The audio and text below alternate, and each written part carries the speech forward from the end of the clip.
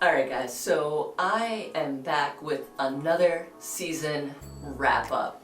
I did this last season and I really enjoyed it, and I also find it such a lovely way to say thank you and acknowledge the time of my wonderful guest this season. You know, I think time is one of the most valuable things that we have. Our most valuable asset and one of our most treasured things is our time.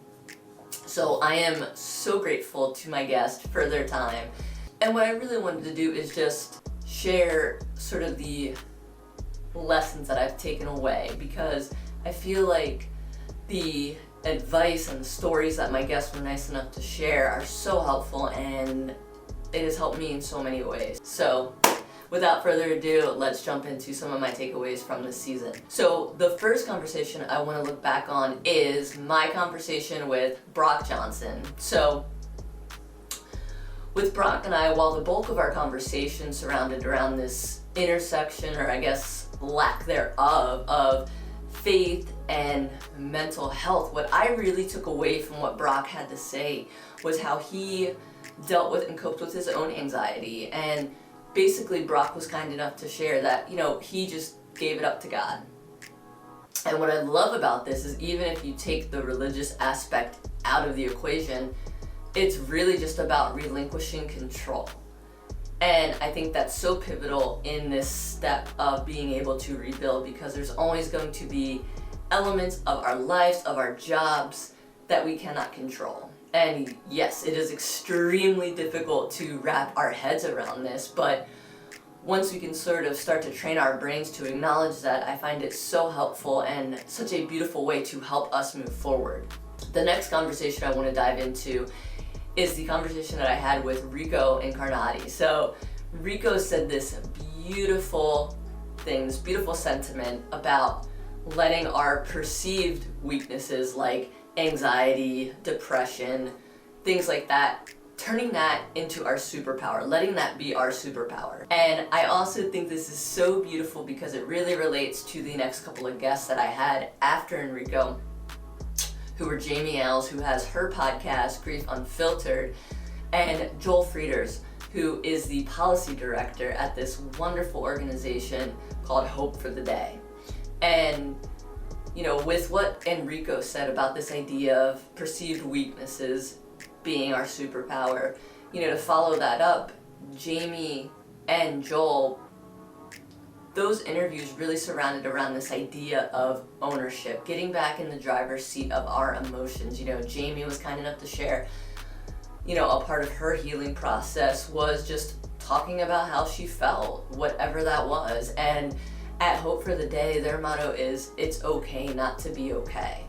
And you know, I think with all of those sentiments from my guest, the overall arching theme is taking ownership back, getting back in the driver's seat. And I find that so helpful, and that was another one of my really big takeaways from this season.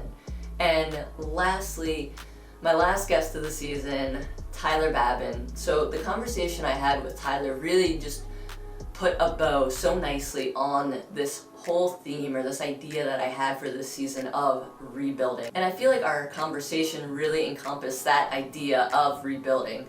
So Tyler and I talked a lot about sort of reframing or changing our perspective of how we view rebuilding.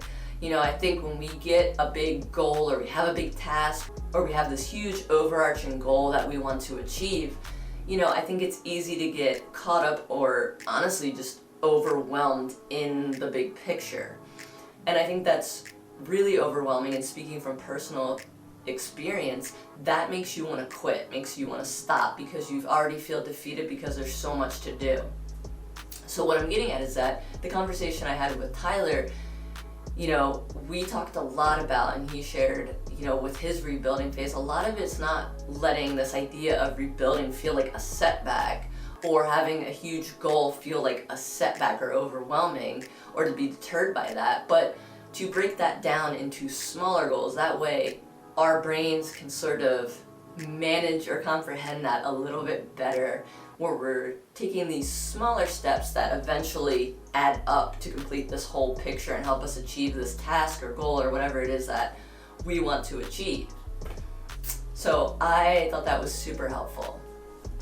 And lastly, I just again wanted to really share why I decided to choose this theme or this topic of rebuilding for this season of the podcast.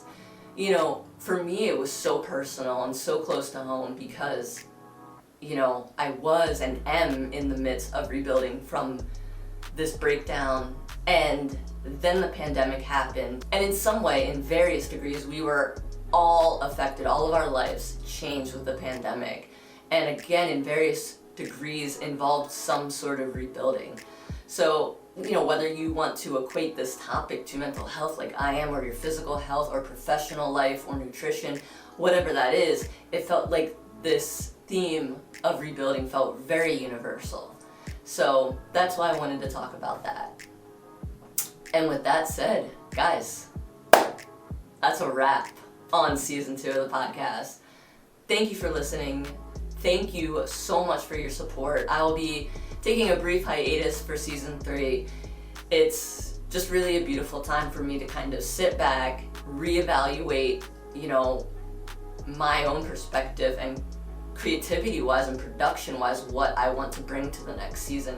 And even more importantly, what topics I want to cover that are going to bring the most value to you guys who are kind enough to give your time and attention to listen. So thank you so much for your support, and I'll catch you in the next one. Later!